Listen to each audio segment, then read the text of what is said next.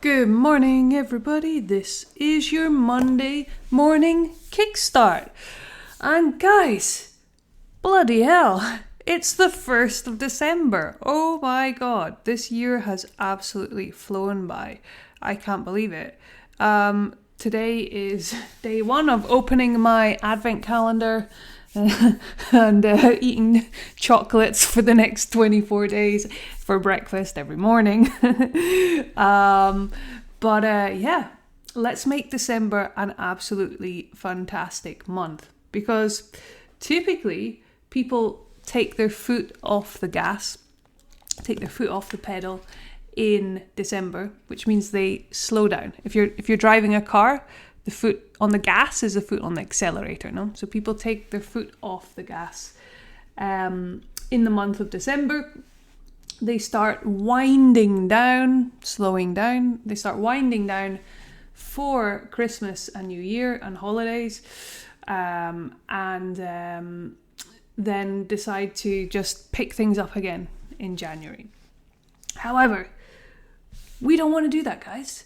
We want to take advantage when everyone else is slowing down. We want to take advantage and get a head start on January. Get a head start on 2026. So rather than going into the new year, going into January feeling like, oh gosh, either I've fallen behind or I haven't improved, or even I've got worse because I've taken a month off to just inhale chocolate and forget about my English. Let's absolutely smash December so that we're going into January 2026 confident and feeling good about yourselves. Now, this doesn't mean that I want you to go nuts in December and study for 5 hours every day. On the contrary, I want you guys to take some time off. I want you guys to spend time with your family and chill and relax. But we need to organize this. We need to plan December a little bit, which is why this is our theme for this week's podcast. We're looking at planning December. So I want to tell you a little story about Cheryl in January 2025. So past Cheryl, the Cheryl of the past. So I was feeling really good and positive about this business, the Cambridge Con Cheryl. That we were helping loads of people. Everything was going really great, but it had taken a toll on my health, to have a negative impact on, to take a toll. It had taken a toll on my health because I was working like 14-hour days, 6 days a week, and I wasn't taking time to look after myself. And because I'd been doing that for about 3 years straight, I was at the point of burnout, and I'd put on in weight, in kilos, about 20 kilos over a space of a couple of years. I put on 20 kilos. I'd been told by the doctor that I had arthritis in my hips, and needed a hip replacement, and this was kind of showing up now because of this extra 20 kilos in weight, and I just felt really low in self-confidence, and apart from business, everything else in my life was not going great. No? I was prioritizing the business above everything else. So in January, I decided enough was enough. I needed to start looking after myself. So I hired, at the end of January, I think it was on like Blue Monday, I hired a coach, Louis, from the UK, to help me with my fitness and with my diet and nutrition, and also just my mindset as well, to kind of build up my self-confidence and start kind of feeling good about myself again. So I had Louis online helping me with this, and then I had Sergio down in my local gym, down in my centre, helping me kind of with mobility and strengthening my hip and getting kind of stronger and fitter again, back to where I was when I was climbing to Mount Everest for my 40th birthday. So we started off, and like with any journey, like with everything you start, when you first get going, you're like, woohoo, this is going to be amazing. I'm going to do everything. I'm going to lose loads of weight really quickly. And I'm going to do everything that Louis and Sergio say, which is like getting my fitness pal, tracking absolutely everything I was eating, getting my 10,000 steps in, going to the gym 4 times a week. I was like, I am on it. But of course, after about 2 weeks of being on it, going hardcore, the motivation started to dwindle. It started to waver, to drop. It started to go down.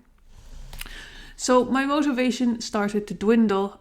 And as I kind of kept going, and my weight would perhaps stay the same for like 10 days in a row, I'm like, oh my God, I'm stepping on the scales every morning and seeing the same bloody number on the scales. It's like, it's not working. I'm not improving. I'm not losing weight. And there was many times I was just like, oh, screw it. I'm just going to go eat a chocolate cake because it's clearly not working. It's not, my weight's not going down. Or I'm just not going to go to the gym this week because it's raining and things are not working. Anyway, I had these moments many times on my journey. But as Louis kept on telling me, he's like, Cheryl, this is why you hired me. This is why you need someone to hold you accountable. Because it's absolutely normal that when you first start something, your motivation is going to be really high. But there's going to be moments when you don't want to do it. Or there's going to be moments when your progress is happening, but you can't quite see it yet. Kind of like the iceberg, the tip of the iceberg. You can just see this tiny tip of the iceberg poking out of the water, but you don't see the giant bit of it underneath, which is all the hard work that you're doing under the surface that you can't see the result of yet. But he kept on reminding me on the way when I sent him WhatsApp messages in panic mode, being like, Larry, I'm going to eat a chocolate cake. He kind of talked me away from the chocolate cake. He reminded me to keep going, to stay consistent, to keep doing what he was doing, to trust in the process, trust in the plan, and that weight would come off, and that if I kept going to the gym and lifting the weights, that I would build muscle, I would get stronger, and all of these things combined were going to help my hip and the pain and the arthritis in my hips as well. And all of this was going to kind of combine and help with my self-confidence and things, and my mental health as well. So he's had to talk me off a ledge. Over this past year, we still work together. He's had to talk me off this ledge several times. I'd say I've had a bit of a waver, a bit of a wobble. Probably about 4 or 5 times I've sent him dramatic messages. And every time he kind of reminds me of this, that you need to keep going, you need to stay consistent, the results will happen, but trust in the process, that this isn't something that's going to happen overnight. And the reason I'm telling you this is because I want to share a win for me this week. Well, it actually happened on Friday, that I went to the gym on Friday, and my trainer Sergio at the gym told me that this is the fittest and the strongest he's ever seen me today, which I was like really, I was so happy about it, like just because I've been putting in so much work for a year consistently and maybe not seeing that immediate progress. And he was like, this is amazing, this is the fittest I've ever seen you. And we did a bit of a fitness test on some of the things that we'd done at the beginning of the year.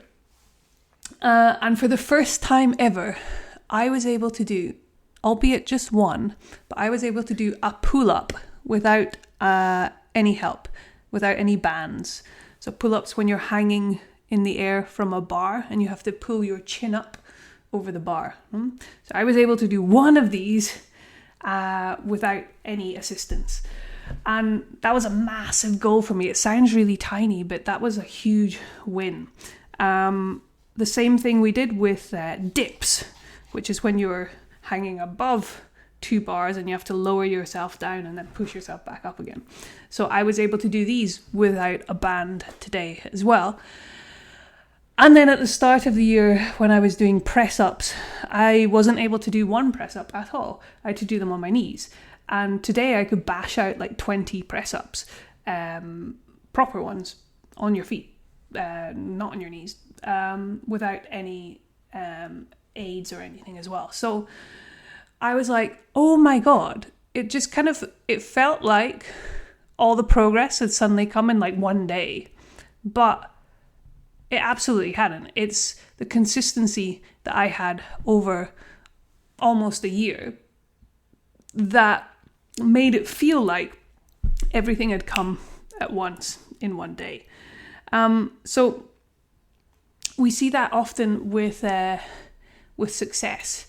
People say that, oh my God, that person got famous overnight. They were an overnight success. But they forget about the years and years of work that they did to get to that point, to suddenly appear famous. So it's the same kind of thing. And that's what I want you to think about with your English, is that sometimes you're going to have times when you don't feel motivated to continue. Sometimes you're going to make progress in some areas faster than others. So for example, me and my push-ups. I can do like 20 push-ups now, whereas at the beginning of the year I couldn't do any, which is awesome.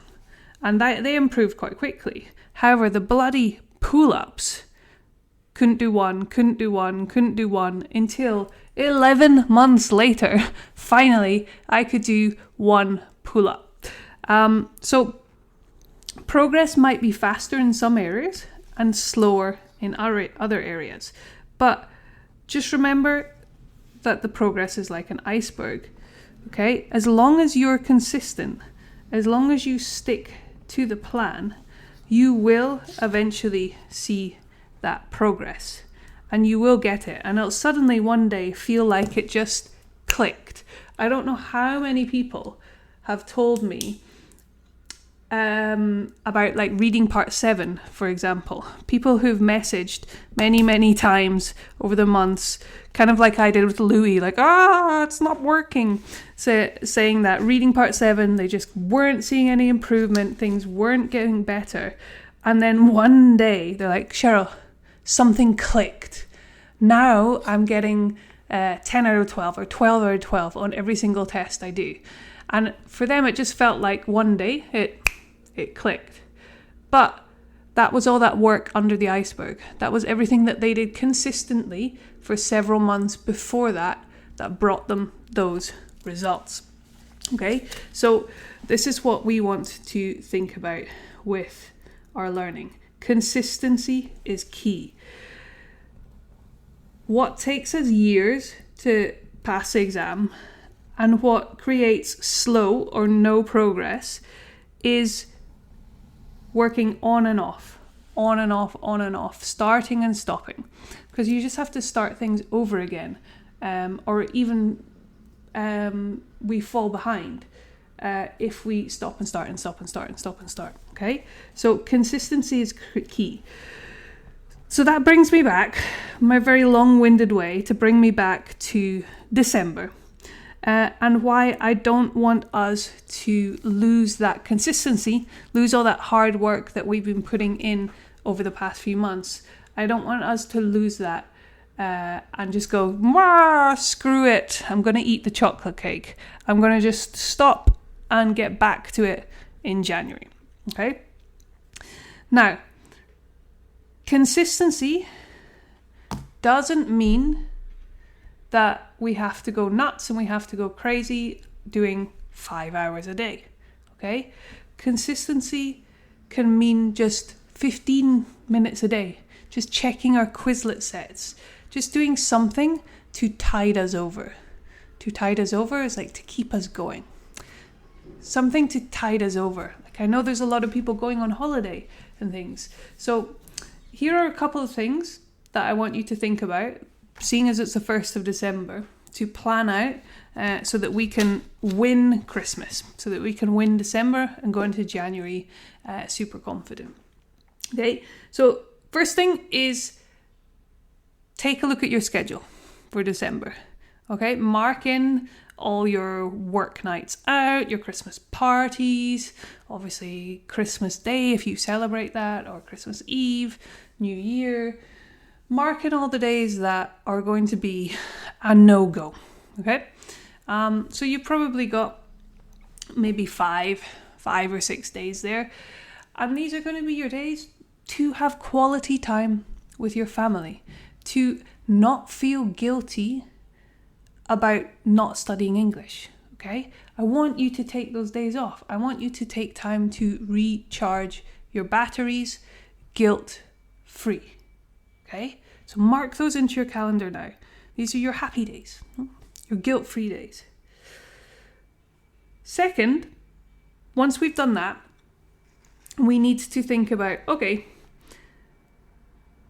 how are we going to plan the rest of December so that we're winning December?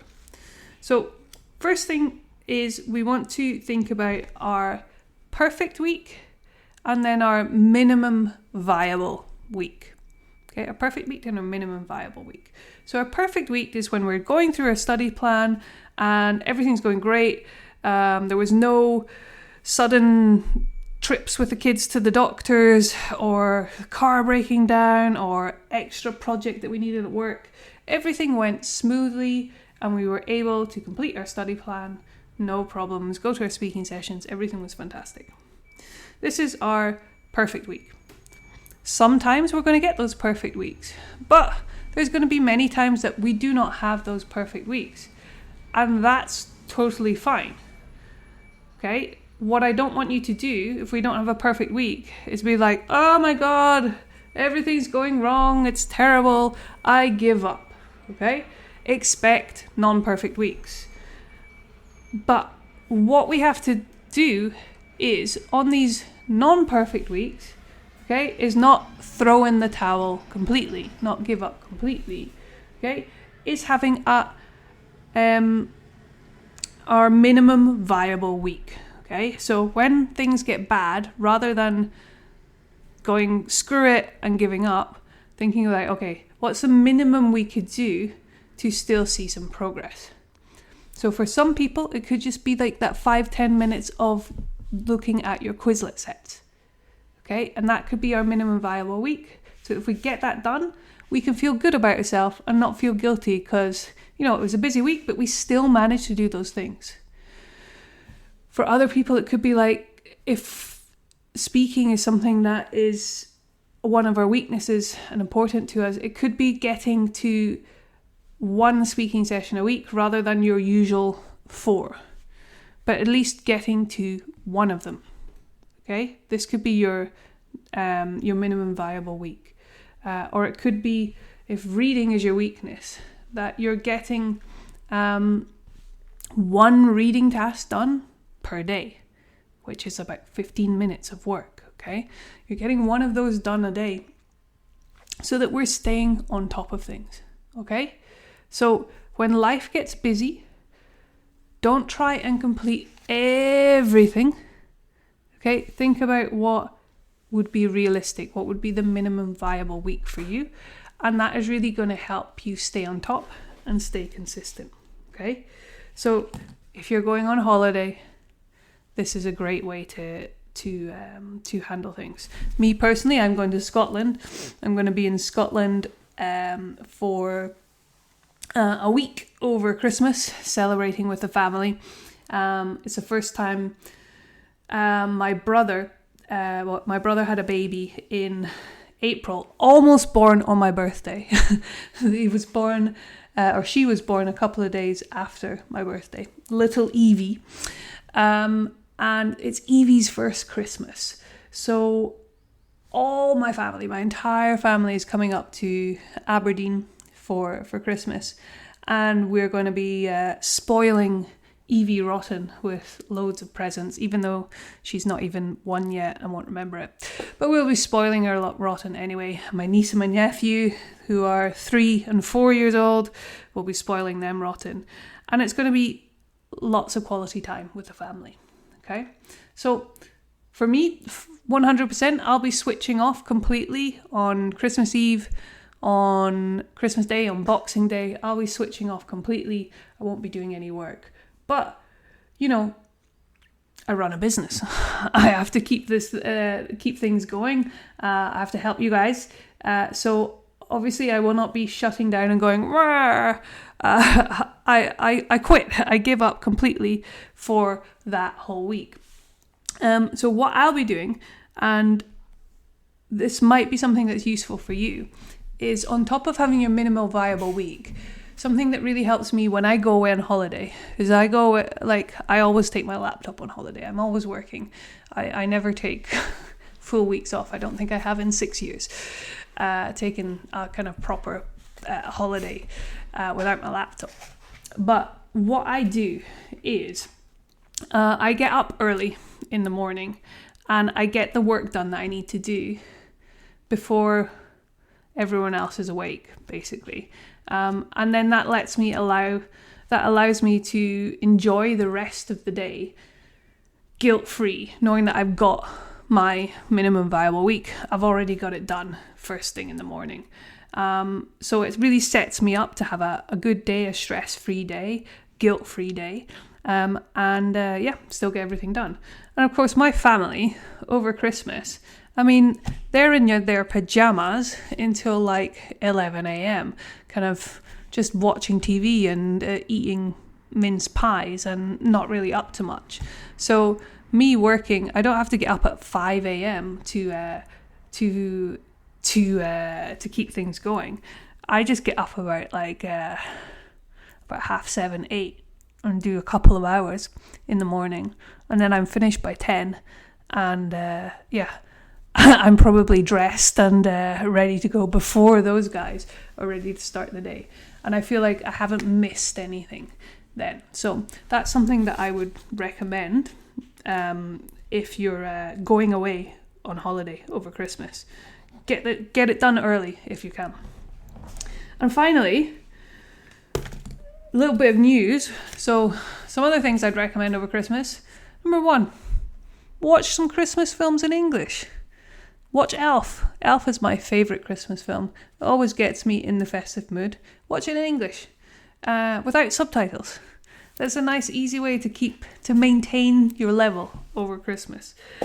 We've also got a couple of events for you on the timetable. The timetable for December is now out in the Telegram group. So we have Super Saturday. So our intensive Saturday is on the 13th of December. So this can be a nice one for you to come along to.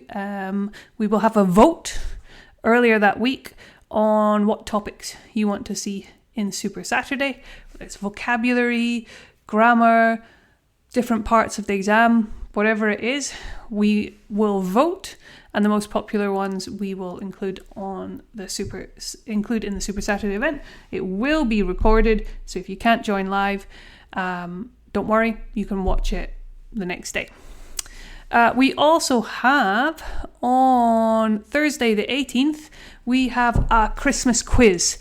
This is going to be this is one of my favorite things to do throughout the year. We do this every Christmas on the course. It's just a bit of a get together. grab a glass of wine, grab a mince pie, put your Christmas jumper on, come and have a bit of a chat with everyone. Let us know what you're doing over Christmas. But also we're going to do a little quiz as well, okay? So it's going to be very kind of British, very cultural. We love a pub quiz. We do these all the time. So we're going to do a bit of a pub quiz.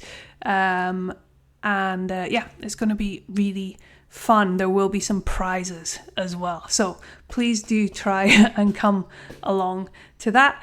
And then I will be flying to Scotland the next day. So really, really excited about that. So guys, that's it for me today, because I'm conscious that I have been waffling on for the past 25 minutes here. I'm sure you guys are busy. You've got things to do. You've got your December calendar to plan. So we will leave it there for today. Have a fantastic week. I'll see you in the speaking sessions. And of course, if you need me for anything, please do let me know. Take care.